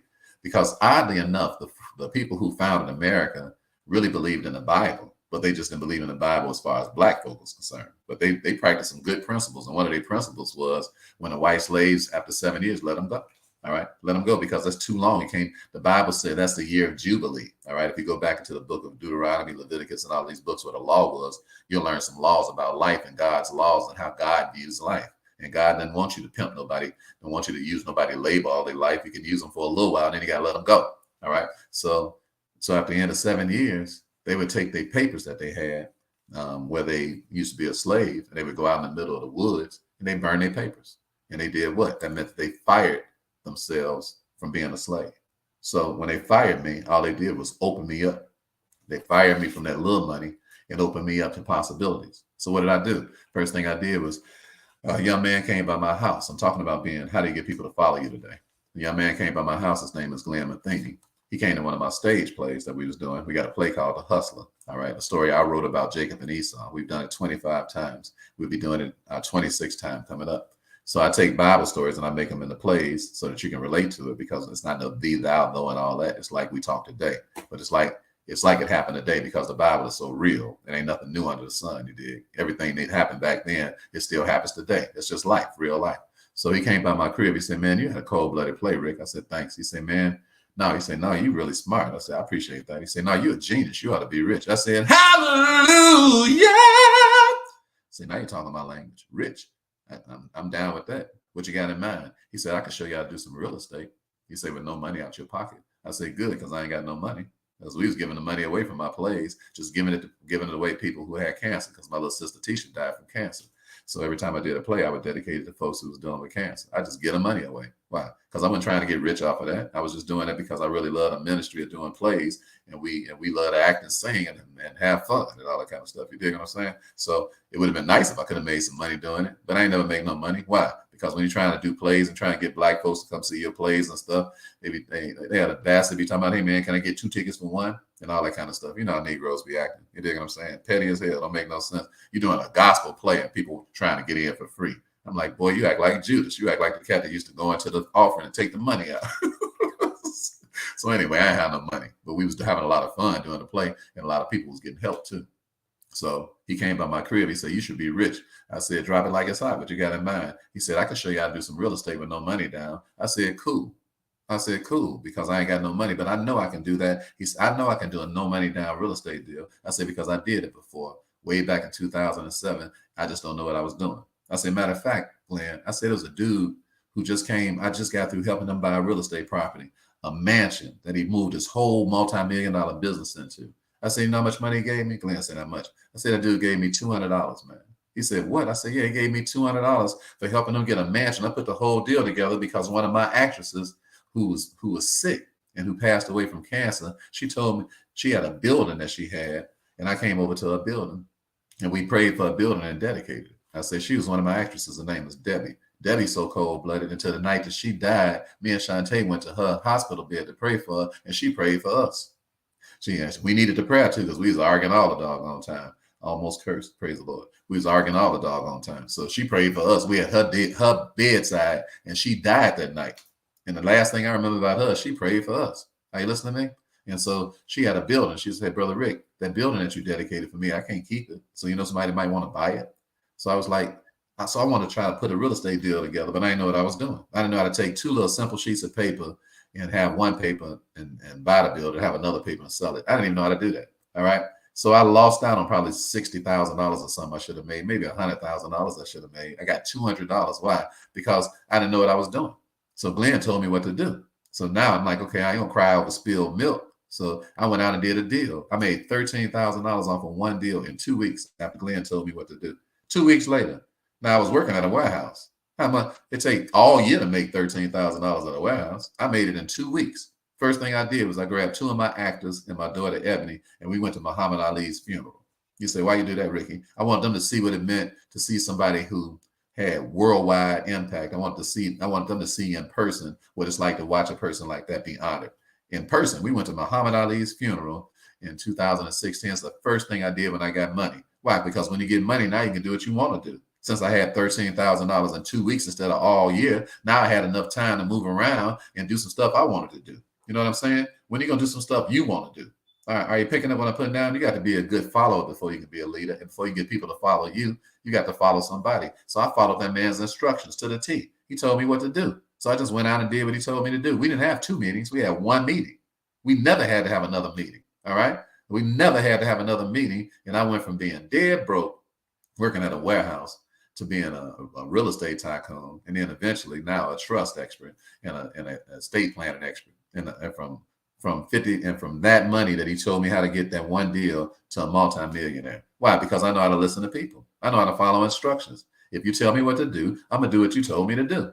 And that's it. A simple life. Why? And that's why people follow me. Why? Because they know that I know what I'm talking about. Why? Because I pay attention to the people that's telling me what to do. So are you digging what I'm saying? I'm talking to you about how to have followers today. And if you're going to have followers, you're going to have to love people. Glenn came to my thing. He came to my play because we love people. You can't fake loving people. You either love people or you don't. And you can't fake act like you love people to try to get some money because it's phony as hell and people can tell. They can tell you phony. They can tell you don't love them and they're not going to follow you. Now you listen to me. I'm talking to you today about how to get people to follow you and how to get people to, you got to be a pure person. You got to be a person that really care about people, whether they make it or not. And you got to take risks when it comes down to loving people and taking good care of people like Jesus did. Jesus took the risk of stepping up here to the plate. Finish looking at this story and watch what happened here in the book of Revelation. Listen to this. This is such a beautiful story. He says, so everybody's praising God and letting them know, man, you're a worthy lamb. He said, and listen, you done made us kings and priests. Now we walking like kings and queens. That's why we talk to each other the way that we do. How you doing, Brother Gil? This is the way we talk to each other. How you listen? You hear us say, hey, King, how you doing? Hey, I'm doing wonderful, Queen. How are you? That's the way we talk to each other, you know? And people say, y'all sound weird. No, you sound weird because you walking around talking about, hey, what up, dog? What up, doc? What up? What up? What up? Now you sound weird. We don't sound weird. All right. Why? Because we talk the way royal people talk. You know, good morning, King. How are you? I'm wonderful. Good morning, Queen. How are you? Start doing that in your house and watch what happens to your house. Start speaking that royal language in your house and see what happens. What? People will start following you. Why? Because they see royalty. And when people see royalty, they follow royalty. Are you listening to me? When the Queen of Sheba came to meet Solomon, she had a whole train with her. Are you hearing what I'm saying? She had a whole train of people with her, and she came with plenty gold, spices, and herbs. Why? Because she came to write Solomon a check. Are you hearing me? She heard about Solomon's wisdom. So she's like, what? I'm going to go follow this man. I'm going to go pay attention to what he's talking about. Why? Because if he can answer my questions when I get over here, it's on and cracking. I'm about to write this man a check, a show enough check, if he can answer my questions. So she got to Solomon's crib. When she got to Solomon's crib, Solomon had it going on to the break of dawn. He wasn't new here. He grew here. He got out without a frown. He was a bad man, clean to the hilt. And all his homies was clean too. So when she came into the crib and she saw Solomon, she said, look at how sharp you are, brother. And look at the way your men are dressed and your men servants and your maid servants and your kings and your queens. Y'all, man, y'all got it. It's a cold-blooded kingdom over here. She come from clear across. This is the Queen of Sheba now. She come from the other end of the world to come check out Solomon and see what he's talking about. And he answered all of her questions. So she did what? She decided, I'm going to follow this brother. And then she did what? She wrote him a check. She gave him so much in gold until it comes out to what? $256 million. That's how much of a check she wrote Solomon. She wrote him a $256 million check because he answered all of her questions. Why? Because now she can go back and teach her whole country how to act. Because she's like, listen, my country don't have what your country has. And this little $250 million check I'm writing you, that ain't nothing. Because I'm going to go back here and we're going to flip that over. We're going to turn that into $1 trillion when I get back home because now we got infrastructure. Now we know how to run a business. Now we know how to run a country. Why? Because I've been in the midst of royalty. And that's the way God made us. We are kings and priests. We are royalty right now. You ain't got to go to England to find a king and a queen. All you got to do is turn over and look at your husband. All you got to do is turn over and look at your wife. All you got to do is sit at the breakfast table with your daughter. Sit at the breakfast table with your mother. Sit at the breakfast tables with your cousin. We are kings and priests. What? Because of what? Our faith in Christ. How about you? I know I'm a king. That's why I don't let nobody treat me no other kind of way. Are you hearing what I'm saying? I was a king when I was working in the warehouse, when I wasn't making nothing but $10 an hour. I was a king when they fired me on my off day like Craig on Friday. I was a king when people was dogging me. I was a king when I had a parole officer talk crazy to me every other week. I was a king when I was scrubbing toilets and they took my whole check and they gave it to somebody for child support. I was a king already, and I knew I was a king. So what? I behaved like a king even though I didn't have the money of a king because I knew the money was on the way because the behavior precedes your money. Are you listening to me? If you want to have some money to follow you, then you need to behave like a king and a queen right now, and your money will follow your kingly and your queenly behavior. And can't nobody control your behavior but you. So you ain't got to have no money right now to be acting like you got money. Just act like you got it already, and then the money will show up. Why? Because money follows kings and queens. I'm talking to you today about how to get followers. And if I was you, I'd make sure that some of my followers is Benjamins. Are you listening to me? Are you hearing what I'm saying? Here's your behavior right here. All right? This is your behavior. And here's your money right here. It follows what? Your behavior. Let your behavior go this way, and your money will follow your behavior. Let your behavior go this way. When your behavior is up, what I'm talking about, when you behave, when you take the high road with everything it is that you do, then your money ascends with your behavior. Are you digging what I'm saying? And so that's why I don't change my attitude. I just have the same attitude every day. I have the same attitude right now that I had when I was broke. Same attitude. Why? Because I have the same work ethic. I just do things that produce millions of dollars with my time instead of stuff that produce money $10 an hour. And you can do the same thing. The same. It ain't no secret what God does for one person. He do it for the same person. If you follow the same principles, it doesn't matter who you are, where you are, or what's going on with you. If I can come up from nothing, so can you. When I was standing on the shores of Hawaii to start this year off, standing on Waikiki Beach, and it was 80 degrees every day. And I thought about how all my life I've been in cold weather at the beginning of the year. All my life, I've been freezing my behemoths off. And I said, that's when it kind of hit me because I don't never slow down long enough to even think about no money Because I'm too busy what? Serving people. That's all I want to do is get up in the morning and make somebody's life better off. And I don't want to be gloating about no little money and acting like you got some little money. I ain't got time for that. No time for bragging. No time for keeping score. No time for acting childish. Are you dig what I'm saying? So I never really think about this stuff much. And because when you're in the middle of doing it, you're just in the middle of doing it. And the same thing will happen to you. Just get in motion and get that momentum going, and you'll start seeing things happen in your life that'll be amazing. So I'm standing up on Waikiki Beach, and I just started looking out at that beautiful sunset. It's kind of sunset that you can only see in Hawaii. Has a sunset that you can't even describe. I'm talking about you can't even describe it. It's got to be the closest thing to heaven on earth. So I'm standing there on Waikiki Beach, and I'm looking at the sun, and then it hit me. It said, Ricky, you are in Hawaii. You are in Honolulu, Hawaii. It's 80 degrees, and you got on shorts with your grandchildren in the middle of blizzards going all around the United States. That's when it hit me. That's when I cried a little bit, just a little bit, just a little bit, just a little bit. I cried a little bit. I was just standing there, and I was just like, Lord, I was like, wow. I was like, you're right. I was like, you're right. And then I got it together real quick. I was like, all right, it's time to get back to work. Why? So you can stay sober. So you don't be tripping about, your little gains and stuff in life, because people need help. And you can't be sitting around gloating about what's going on with you, because there's so many people who's in the same shape you were in. So that means you got to get up and do something for the next person so that you can get them out of the situation that they're in. And that's what love is. And that's why people follow you, because they can see you look in their eyes and they can see clearly, man, I know what you're going through. All right. I've been going through the same thing. I've been through the same thing that you're going through. And I know you can make it. Why? Because I made it, and I'm still making it. And I know that you're going to make it. Not maybe, kind of, sort of. All you got to do is embrace the same faith. That's all you got to do. Just embrace the same faith with the same Savior that saved me, and he'll save your life too.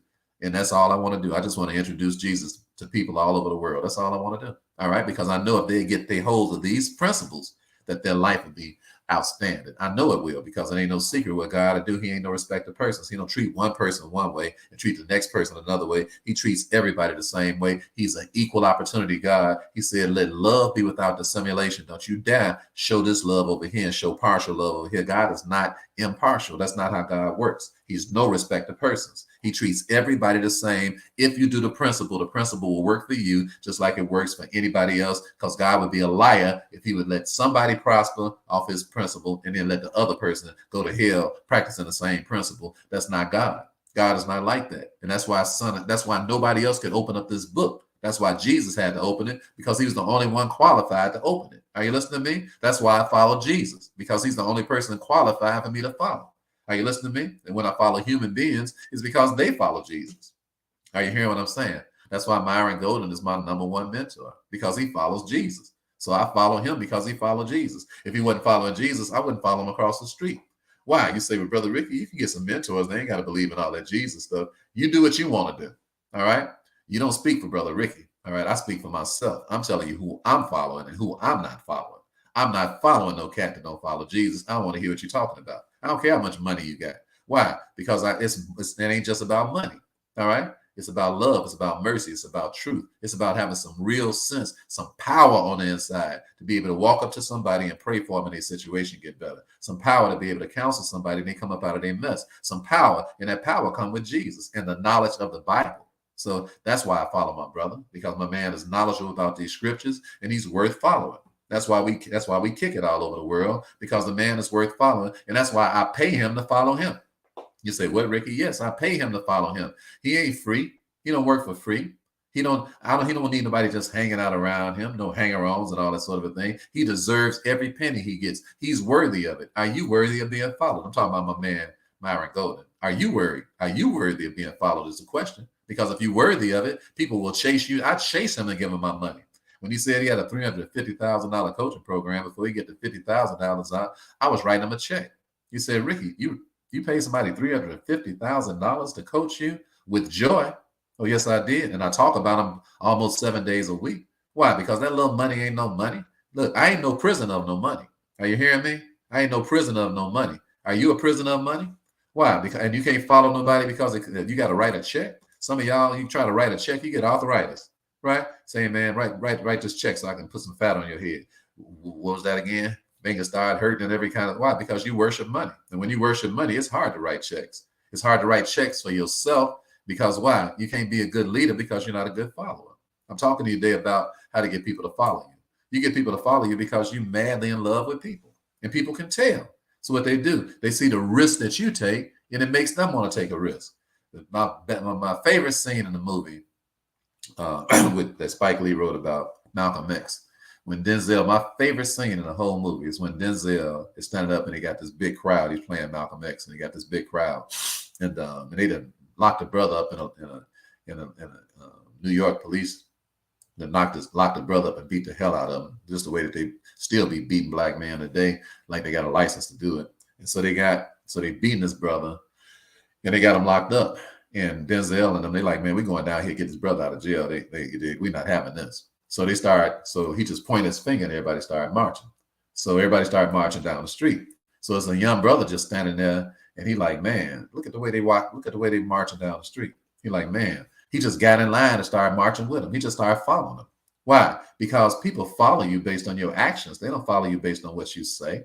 Or I should say, not merely what you say. But he saw that they was about to walk to the police station, knowing they was taking a chance on getting their head cracked to come in here and complain about this man being in here. But they was willing to do it. They was willing to die if they needed to die to get this man up out of jail.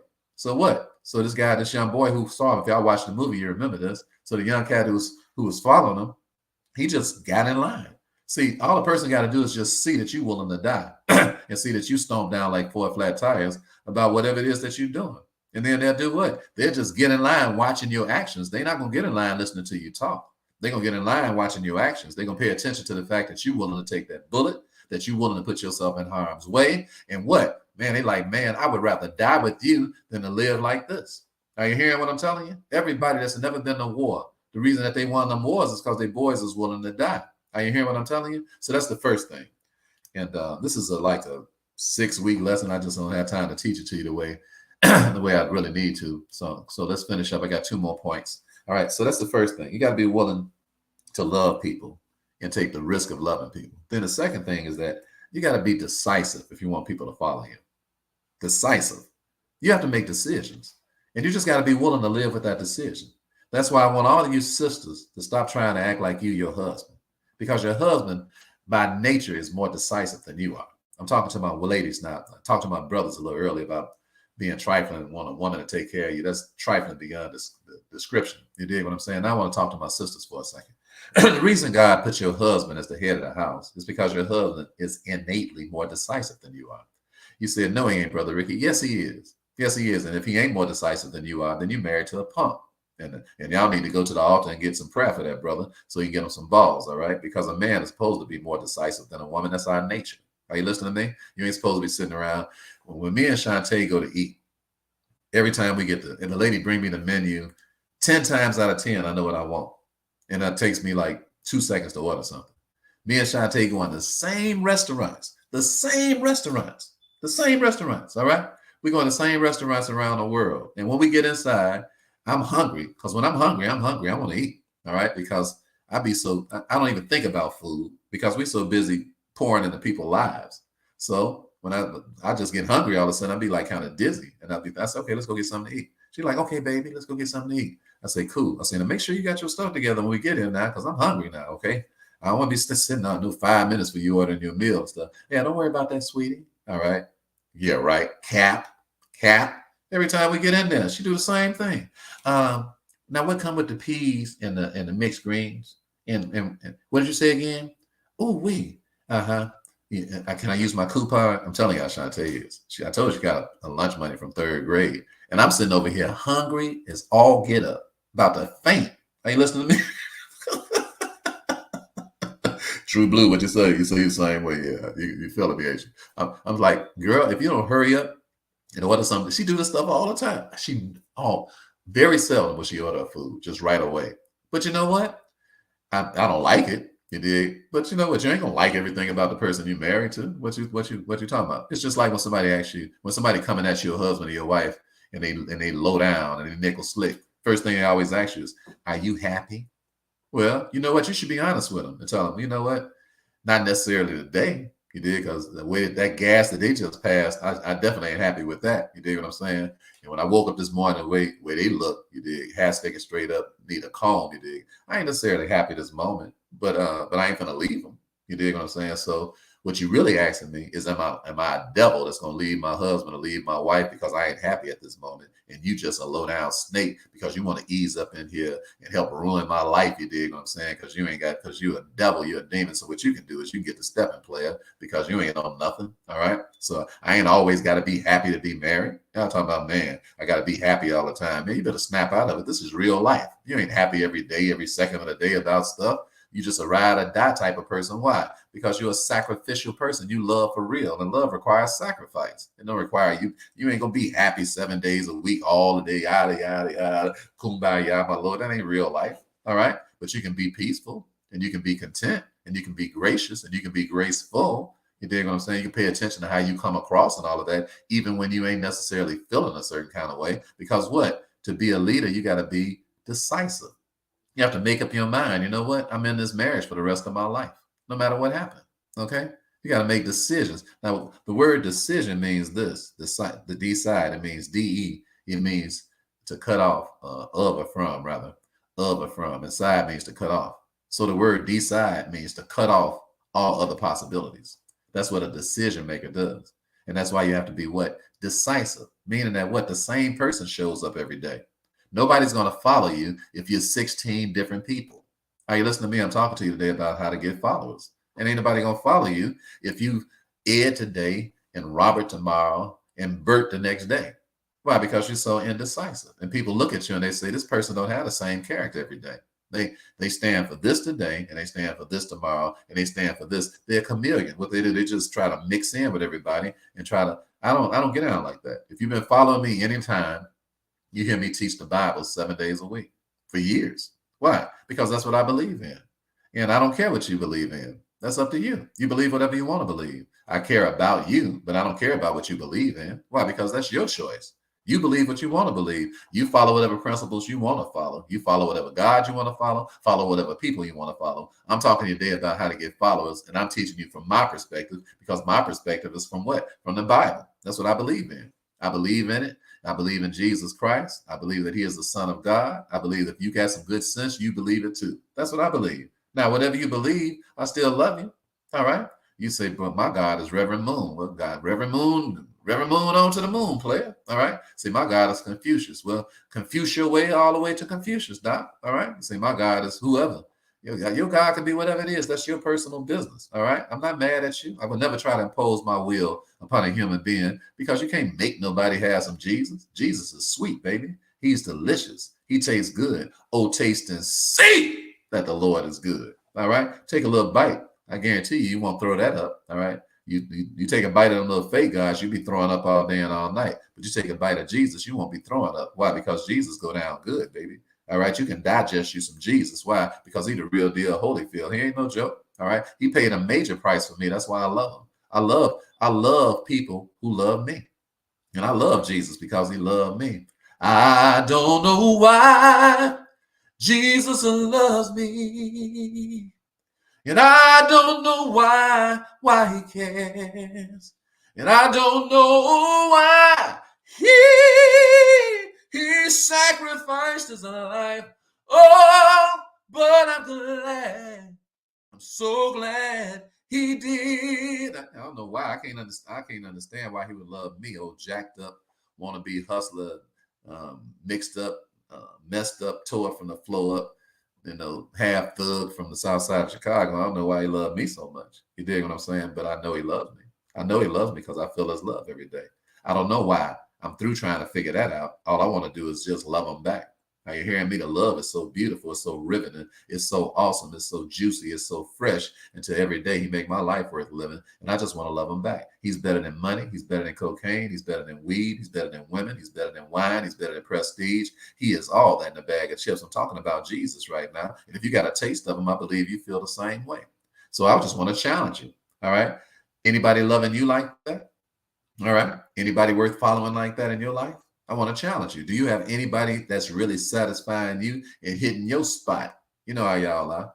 You dig what I'm saying? Especially the freakazoids. You dig what I'm saying? Like, hey, You know why I love him so much, Rick? I'm like, why you love him so much, sis? He be hitting my spot. All right. Well, let me help you out some. All right. That might be true, maybe not. You might have a Don Juan in your life, but I ain't talking about that spot. I'm talking about the spot in your brain. I'm talking about the spot in your heart. I'm talking about the spot in your mind. I'm talking about your sanity. Is anybody hitting that spot? I'm talking about your joy. Is anybody hitting that spot? I'm talking about your peace. Is anybody hitting that spot? Because baby, when the floods come and the rains descend, you need some peace, and I need some peace. And that's why I love Jesus, because he is my peace. He is my joy. You are my peace, God. Peace like no other. Peace like no other. And it reaches to me. Anybody hitting that spot right there? You are my peace. Peace like no other. Peace like no other. And it reaches to me. That's the spot I'm talking about right there. Hey! In the fullness of your grace, in the power of your name, you lift me up. You lift me up. In the fullness of your grace, in the power of your name, you lift me up. Yeah. You lift me up.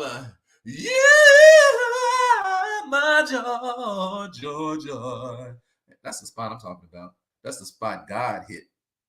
He will hit that spot. What? If you let him, and he'll come into your life too. If you let him, and you'll do what? You'll know how to get people to follow you. Why? Because you'll be following people worthy of following. You'll be following God, you'll be following people, and you'll become decisive. Decisive means there ain't nothing else to it. All right. Ain't no third option. Are you hearing me? One reason people won't follow you is because you have too many options in your life. Okay. And then you do what? You present too many options to people. And then what happens? People become confused. And confused people don't make decisions. Why? Because if you're confused, then the person sees that you're confused. If you're bipolar, the person sees you bipolar. If you schizophrenic, the person sees you schizophrenic, and they ain't following you across the street. Why? Because they like, if I followed you, where would I be going? Why? Because what's your name? You say, hey, check this out, baby. Listen, I got some cold-blooded game for you. All right? You need to get with this here. Get with this here. All right? That's what you need to do. Get with this here. All right? Say, so what's your name, brother? My name, brother, East West. Your name who? My name, brother, East West, baby. All right, so where you want me to follow you to? I want you to follow me East West.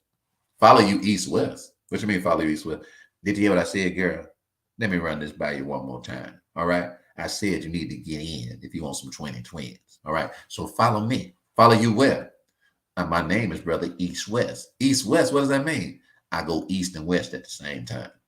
See, now people looking at you, they're like, nah, bro, you crazy as hell is what you are. What you are is a wannabe pimp. You dig what I'm saying? You need to take that hat off like Brother Rick. Brother Rick rocking that hat. You need to stop playing games.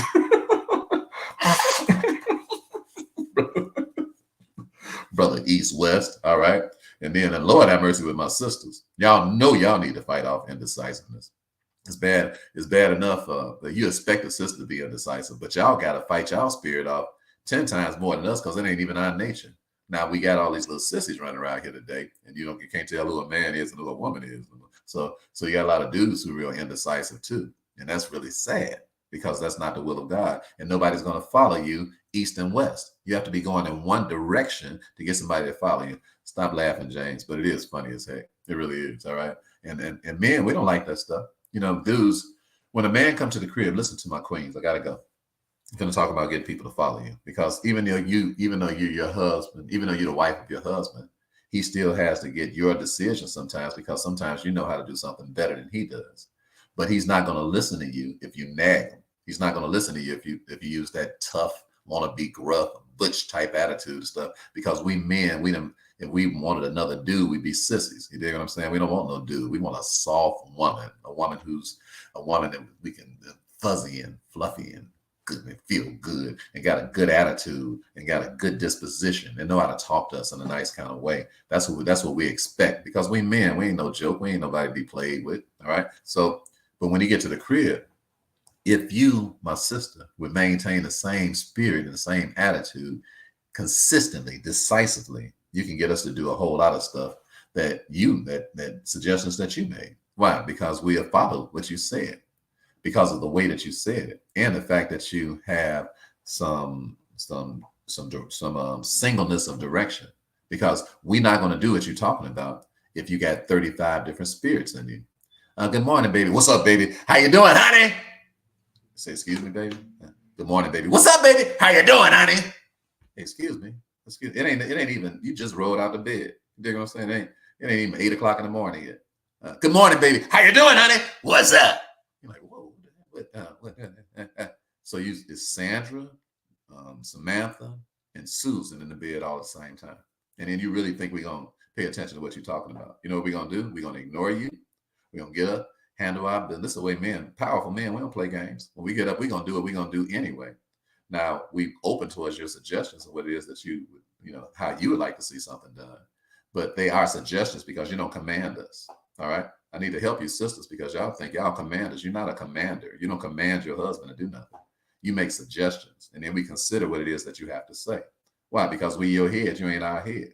Now you listen to me. I'm talking about following people and how to get followers. You see, y'all need to be taught, because y'all not taught. These little poo-butt preachers, that little fake stuff they teaching y'all. They got y'all houses in amazing shambles. Are you listening to me? They got y'all in the crib fighting each other. Why? Because y'all don't know protocol, because they some punk preachers. All right. I'm not no punk preacher. I don't need your money. The last thing in the world that's going to ever happen to me is some chick gonna stroke me. You dig what I'm saying? Because I don't need your money, and don't care if I ever see you again. Don't make me no never mind. I love you. Because I love you. I'm not going to tell you that crazy stuff, because I don't want your panties. I don't want your money. I don't want nothing out of you. Nothing out of you, but I just love you just like a brother loves his own sister. Are you listening to me? So I'm telling you what's in your best interest, so you can have some peace in your house, because you don't want to be bossing your husband around. You want to be following your husband. Are you listening to me? And if he ain't worth following, don't marry him. My daughter just is engaged to the young man that works for me named Chris. And he's a very peaceful young man, a kind young man, and all of that. But I've trained my daughter since she was a kid. Don't you bother. When I meet your husband, you know, the young man that you're gonna marry, he better be worth marrying. Why? Because you're not gonna be talking crazy to no dude. You ain't gonna be disrespecting no dude. Now he already know he ain't gonna be disrespecting you, because he already know he's gonna have to deal with me. He know that ain't gonna end up good. You dig what I'm saying? But at the same time, you're gonna have to follow this man. You can't be trying to lead this man around and tell him what to do. All right. And when you talk to him, you have to talk to him in a kind of way where you make suggestions, not demanding stuff, and telling him what he got to do and what he better do. And you better show up the same way every day. All right. He's expecting that out of you. He's not expecting you to be 3 different people, 4 different people, 6 different people, 9 different people, 12 different people. Y'all better stop playing around with God. You're going to mess around and wake up one day and you can't get right. You're going to wake up one day and you're going to keep that nonsense up, and you're going to wake up one morning and your mind going to be it's going to be where no matter what you say, God ain't going to listen. That go for all of us playing around with God. Husband, if you don't love that woman and treat her right, God's going to get your mind over to a reprobate mind. Woman, if you don't obey that husband and be in obeisance under him, he's going to give you over to a reprobate mind too. And y'all going to be sitting around the crib, and it's going to be nothing but trouble. And that's what we're looking at today. That's what's going on in the world today. Trouble. Trouble, trouble, trouble. Why don't nobody want to follow nobody? Nobody want to follow no protocol. Everybody think they got a better attitude, a better idea about this life than God got. You ain't got no better ideas than God. And that's why you can't put cheese on a Whopper. We are rich because we follow protocol. We are wealthy because we follow protocol. We're not just rich in money. We rich in love, mercy, and truth. We rich every kind of way you can possibly be rich. We're not just a little rich. We real rich in everything it is that we do. Why? Because we don't spend our time chasing mice and playing games and acting like this Bible ain't real. It is real. And we do what we do is real. That's why we get real results. And the same thing can happen for you. All right. So that's the second thing. You need to be decisive. Then finally, the last thing is that you need to keep your word. Okay. This is the last thing, and I got to go. If you're going to be, people are going to follow you, then when you say you're going to do something, do it. Does it get any simpler than that? I said, if you want people to follow you, when you say you're going to do something, do it. Don't tell your kids, hey, listen, I'm gonna pick you up at 12 o'clock and we going to Dave and Buster's. And then you get tired. So 12 o'clock come and you sleeping. Kid come knocking, come tapping you on the shoulder. Hey, Mom. Hey, Pops. We on our way to Dave and Buster's. Oh, man, I know we said that, but let's see if we can do that again Friday. No. You said you're going. Get up and go. Now, let me tell you what's going to happen. The fact, first of all, you're going to have a lot of fun because you went against your flesh and tamed your old lazy flesh and you got your stuff together. That's the first thing that's going to happen. Then the second thing that's going to happen is that you're going to get amazing ingenuity, amazing camaraderie with the person that you keep your word with. Because people are what? People are not even used to people keeping their word. So it blows a person's mind when you actually do what you said you was going to do. And then it opens up mountains of wealth for you. Why? Because people will follow you. You don't have to get the person to follow you. They'll volunteer to follow you. Are you listening to me? When I was doing a real estate deal, I got to go. This is the last thing I'm going to tell you. I was doing a real estate deal, and some of you may have heard about this, but it merits repeating. So a guy was, I had two different situations. The first one is that one of my students found a property. So his name is Quay. So Quay found his property. So we sold it to this young guy. This young guy came in to see the property. His name is Chad. So it's a young white guy named Chad. So Chad comes, he wants to buy this property from us.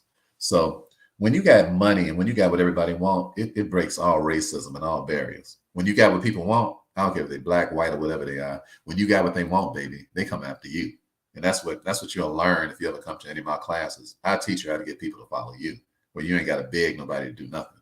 That'll be you. All your begging days will be over if you come and you let me teach you. All right. So I taught Quay how to find the properties that everybody want to buy, but don't nobody know nobody even selling it. So we got a system that shows people how to do that. So Quay found his property, and sure enough, everybody wanted to buy it. So the first people that came over, they said, this guy named Chad, he comes up, he says, hey, Rick, I just got through talking to your partner here named Quay. I'm like, yeah. He says, he's got a nice property here. I said, uh-huh. He said, he wants to sell it to me, and I really want to buy it. I said, okay, cool. I said, so what you asking me? He said, I don't have the cash right now. I understand that you only deal with cash. I was like, that's right, player. Cash money. You got some cash? So he was like, I don't have cash, Rick, but I do have really good credit. I said, yeah, what are you asking me, Chad? He said, can you please let me finance it? I'll have all the money in three weeks. I've already been approved. Now, I knew he was telling the truth. He said, why? Because he was white? No, not because he was white. Just because I can tell when people lying to me and when they ain't. What? Because I've been around game all my life, so I know when somebody lying. So I was like, okay, Chad, I believe you. I said, but if you put down $2,500 today, we'll sell the property to you. We won't sell it to nobody else. So he said, sure, Rick. So he went on to the crib to get his money and to transfer some money over. Meantime, this other couple comes in right behind him, and they called me too. So the phone, I had some more white people too. Hey, Rick. I'm like, hey, what's going on? Hey, I can't remember her name now, the lady. She said, listen, we're in the house that you're selling here. I said, okay, cool. I said, what are you asking me? We got cash. We want to buy it. And my sister just got a fortune. She just inherited a fortune. I'm like, okay, cool. So what are you asking me? Well, we want to buy that place from you. I said, the guy that just left out, we selling it to him. She's like, no, I heard about that, but he doesn't have cash. We got cash. All right.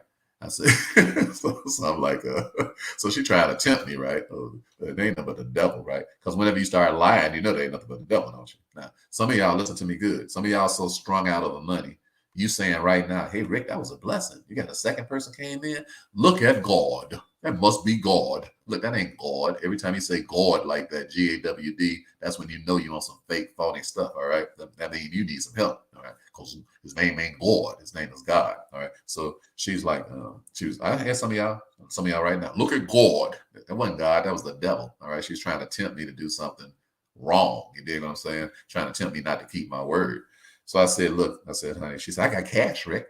I said, well, it doesn't matter. I said, because she said, I'll pay you more. I said, that doesn't matter either. I said, why? Because I already told this man he can have a house. I say, so it ain't no amount of money you can give me. So she was disappointed. I say, so if you want to do a follow-up contract, that's cool. You did. So she was like, so she wasn't interested in that because she just wanted what she wanted. So I'm like, that ain't how I go. See, when you got what people want, they got to do things the way you say it, not the way they want to do it. Are you listening to me? Get about these jobs so everybody telling you what to do. Get your own business, get your own company, and then people got to do things the way you do it. And if they don't like it, they can just get to stepping, all right? Because they don't have to do what you say, but they got to do what you say if they want to do business with you, okay? And they got to follow you if they want to do business with you. They don't come in leading, changing your culture and all that kind of stuff. If they don't want to do what you say, then tell them, let the doorknob hit you with a good Lord split you, all right? Don't be placating folk, because that ain't how this game go. Okay, she didn't want no follow-up contract. That was cool with me. So a couple of weeks went by, and we found out something about the house that I didn't know. We found out that we got the payoff wrong. So for all of you all who are buying homes and doing real estate, you need to, and if you're going to get a house from somebody and they selling it to you, the first thing you got to get them to do is to send you over the payoff. So it tells how much they really owe. Because especially when people up under stress, like foreclosures, like she was, she just wanted to get out from up under her stress. My system shows me everybody's got a foreclosure in every city, clear across the whole world, clear across the United States. My system, my real estate system does. So that's how we found her house, and that's how we got in touch with her. And she definitely wanted to sell it. So now we found out that she owed more money than what we thought. So now we were selling the place for $150. But instead of us making $25,000, now we was going to only make like about $10,000, something like that, because we messed up, because we didn't find out what a payoff was. We just took her word for it, but she didn't know because she's up under stress. So that's our fault. It ain't her fault because we should have told her to get a payoff. She would have done that. It ain't Chad's fault because we told him how much to pay us for the house and he agreed. So now what do you do? What do you do? You keep your word. That's what you do. So what happened? I called Chad and said, listen, when you see this paperwork, it's going to look a little different, but your price is not going to go up. And we just going to make less money. I said, but we're not going to charge you 1 penny more. Why? Because it's our fault. It ain't your fault. So that's what we did. We kept our word. Now, you say, so why is that important, Ricky? Well, let me just give you another example. I found another house that somebody had for sale. Go to my YouTube channel and watch my video. The fortune is in the follow-up. Watch that video, okay? The fortune is in the follow-up, where I'm with me and Shantae, where we're doing this thing called The Coach and the Queen. It's The Coach and the Queen. It's episode number 3, I think. And the title of it is The Fortune is in the Follow-Up. I want y'all to learn how to get rich, okay? And I got to go after I tell you the story. So we had bought a house in this area in Indiana. And so I went back and I asked the guy who sold us his house. We made $26,000 off his house in 2 days. All right. So I said, you know anybody else selling a house? So he said, I'm sorry, let me turn this on. Do not disturb. So I said, you know anybody else selling a house? And he said, maybe I might have a guy that might be selling a place. Okay, well, how is this coming on? I got do not disturb on. That's crazy. I had the phone ring. That's crazy. All right. So he said, yeah, I got this person who I got a house right down the street. Somebody got it. So they got a swimming pool and everything inside of it. He said it's been abandoned a long time. I said, really? He said, yeah. He said, so you might want to buy that house. I said, okay, cool. So I looked it up, and it belonged to this woman named Jackie. So I said, okay. So I called her and I said, hey, Jackie, my name is Ricky, and your house looks abandoned. Is it a house you want to sell? She said, man, everybody called me about this house all the time, Rick. I said, okay. She said, but I don't want to sell it. She said, because me and my husband passed away. She said, and I'm just determined to fix it. She said that the bank actually should have took it, but I got so much favor with the bank that they gave me the keys back, even though the mortgage is totally not paid. I'm like, wow. I said, that's beautiful. She said, and besides that, I used to be, she said, I'm a pastor of a church now, but I used to be in the penitentiary. I said, I've been to the penitentiary before too. I know what that feels like. She said, but I went from the penitentiary to being a pastor of a church. I said, oh, that's phenomenal. I said, so, where is it at? She told me where it was. I said, what's your name again? She said, Jackie. I said, Jackie, do you know you're talking to? She said, no. I said, you're talking to a brother Rick. I done sang in your church a bunch of times. She's like, what? I was like, so now we having church. We started laughing and joking and having a good time. We forgot all about the house she's talking about. I said, and then she said, Ricky, I've been surviving cancer for 15 years now. It ain't even went into my vital organs. I said, wow. So now we just really having a good time and praising God and having a phenomenal time. I ain't thinking about no house no more. Why? Because I'm talking to my friend who overcame cancer, and that's way more important than some house. So now we're having a great time. So we hung up. So about 2 months later, Jackie called me back, and she said, hey, Brother Rick. I said, what's going on? Sis, I said, how you doing, Jackie? Because she a fireball, full of energy. I said, how you doing? She said, I'm doing great. She said, why don't you come and get this house? I said, I said, no. I said, you say you don't want to sell it, right? She said, no, I don't want to sell it. I want to give it to you. I said, excuse me? She said, I want to give it to you, Ricky. I said, what? I said, Jackie, I don't do business like that. I don't take. She said, boy, I got the paper signed. Are you coming to get it? I said, I don't understand. She said, I'm going to lose the house, Rick. She said, I can't. I wanted to fix it. She said, it's got like almost $400,000 worth of liens against it. She said, but you got so much favor. You get that stuff erased off of the house. I know that. God had already told me that. I'm like, I said, you something else, Jackie. She said, so you want to take a shot at it? She said, all you got to do is just pay the taxes for these people buying them. So I was in, I was in Las Vegas.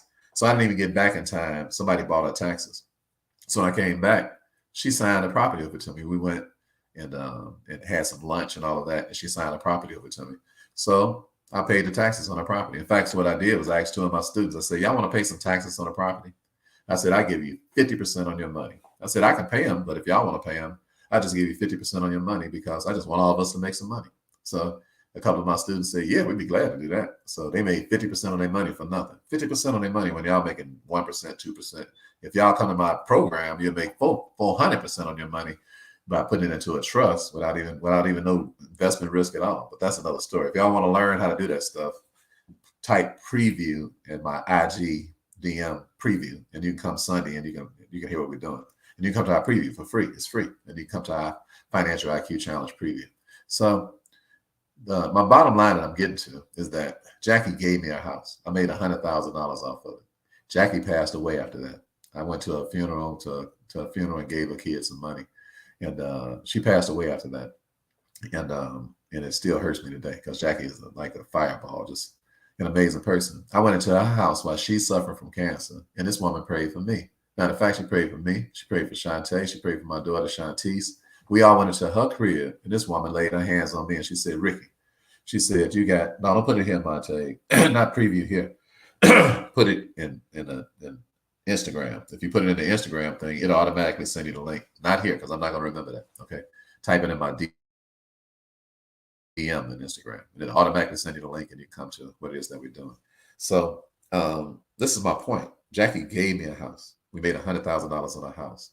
I didn't call Jackie back trying to get her to sell me a house. She just followed me. But she followed me because I loved her. I love her. When you love people, they follow you. You don't have to try to convince them to do anything. All you got to do is love them. And love them for real. And don't let it be pretentious. And then people know that. They feel that. So what do? They follow you. That's my whole message today. How do you get people to follow you? Love people for real. And stop trying to get people money. And then people will do what? They'll follow you and they'll give you their money. Are you hearing what I'm saying? Number 2, be decisive. All right. Stop being Mr. Northwest, and Northeast at the same time and just make a decision. DE. That means to cut off or from. Side means to cut off or from. Decide means to cut off or from something. So it's not a choice, it's a decision. That means there's nothing else. There ain't no other possibilities. All right. That's the way. If you live like that, you'll make tons of money. People will follow you. And then lastly, make sure that you keep your word. If you keep your word here, then God will pay you there.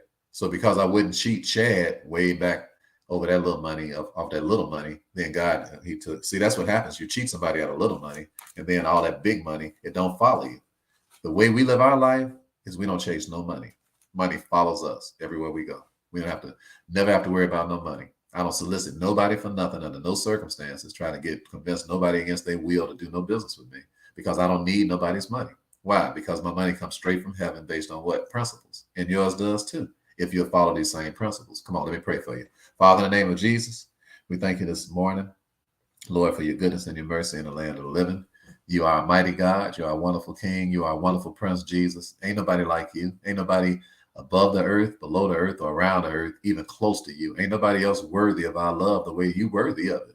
So we love you today, and we want you to know we bless your wonderful name. All the glory, all the praise, all the honor, all the glory, all the praise, all the glory, all the honor, all the praise to your wonderful name. We want to thank you because you take people from the pit and you bring them to the palace. Why? Because we believe you. We trust you. We believe in your concepts. We believe in your principles. And when we practice them, we see amazing results. I pray for every brother and sister listening to me today. I pray, Lord, that their faith would increase, that they'll start loving you, that they'll realize that you'll love them back, that they'll realize that can't nobody love them the way that you love them. I pray for every brother and sister listening to me today, Lord, that they'll be decisive, that they'll start making decisions and not choices, that they'll cut off all of the possibilities. And then I pray finally that everybody here, that we'll all learn how to keep our word. Father, that we'll keep our word when it's convenient, that we'll keep our word when it's inconvenient. Because, Lord, we know that if we just stay true to who it is and what it is that we say we're going to do, that you will bless us beyond comprehension, beyond measure, that we'll be amazingly successful, Lord, and that we'll have too much, and that we'll have to give away most of what we get because we just got too much of it. So we just want to thank you, Lord, for amazing abundance today. We feel it in the atmosphere. We accept it. We receive it. And we want to thank you in advance for a spectacular day as we go forth. In Jesus' name we pray. Amen. God bless all of you. Enjoy your day. Have a wonderful time. It's been a plum pleasing pleasure as well as a privilege. I do have 2 announcements. Again, my first announcement is that if you want to be part of our Financial IQ Challenge and you want to see what it's all about, just go to Instagram only. All right. Instagram, not Facebook. Instagram. Go to Instagram, Rick the Wealth Coach. Click the first button, the real Rick the Wealth Coach, not the phony ones. There's some foreign dudes walking around faking like they Rick the Wealth Coach. And they be trying to steal y'all money. And they be asking y'all to send them money for crypto and all that.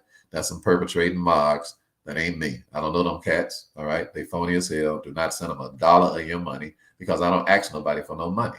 If anybody ever asks you for some money online, it's not me. I never ask you for no money. Never, under no circumstances. I don't want your money. Now, you might want to come get trained by me. You want to pay some money, so that's a different story. But I don't want your money. Don't send no crypto money. None of that. That's game, all right? Don't be lazy like that. Investigate things when people start telling you who they are, all right? Because the mogs are some perpetrating mogs. I don't know what's wrong with Instagram. I don't know why they let people get away with that stuff and don't wipe the dude account out. But it's like 5 or 6 fake accounts up under my name. That's not me. Look at the first one and pay attention to what's going on. And if anybody send you anything, just send a message back and say, is that you, Ricky? All right. And then that way you can protect yourself. So if you want to come to our Financial IQ preview, then just go to Instagram on my page and press preview. And then you'll automatically see a link come up and it'll send you to the preview. And you can invite your friends. All right. You can invite as many friends as you want. It's free. It's going to be Sunday at 5 p.m. as we speak today. Today is the 31st. So it's Sunday, whatever Sunday is, the 3rd or whatever that is, September, whatever day that is. All right. So if you all are interested in that, feel free to come. And then finally, if you want to meet us in person, we'll be in Indianapolis, Indiana, right where I am right now, September the 22nd through the 24th. It'll be the first time, that we've had a meeting that everybody can come to. So if you all want to come, it's called the Be Ready Summit, and it's www.bereadysummit.com. BeReadySummit.com. So if you're interested in that, we'd be glad to have you. My friend, my mentor, Myron Golden, will be speaking. My good friend, Chin, the millionaire barber, will be speaking. My good friend, Dr. Glenda Davis, will be speaking. And if you all want to meet Dr. Glenda Davis, we will be live again right here today on StreamYard, right here, and on Instagram. We're going to be live today at 2 o'clock Eastern, Dr. Glenda Davis and I. This is a woman who's helped save my daughter's life.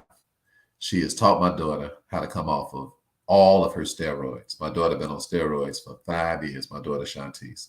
Dr. Glenda Davis she can teach any of you all how to come off of diabetes. My daughter's dealing with lupus, and your money don't mean nothing if you got 1 foot in the grave. So Dr. Glenda Davis is going to be live with me here today at 2 o'clock. And so if you want to get a chance to meet her, then you can meet her. She's going to be speaking at our Be Ready conference. It's going to be the most electrifying thing, chances are, that you've ever been to in your life if you decide you want to come. And we'd be glad to have you. All right. So that's at BeReadyConference.com. All right. Lord bless you. Have a wonderful day. And remember, stellar is a stellar. Come on, y'all help me because my throat. Everybody ready? Everybody hit their last note. Stellar. Let me clear my throat again. Stellar is a. Y'all got it? Y'all ready? Y'all gonna hit it with me? Come on. I can hear y'all in the spirit. Let's hit it. Everybody hit it on 3. On 3. 1, 2, 3. Stellar is a stellar day. Have an awful day. I'll see some of y'all at 2 o'clock.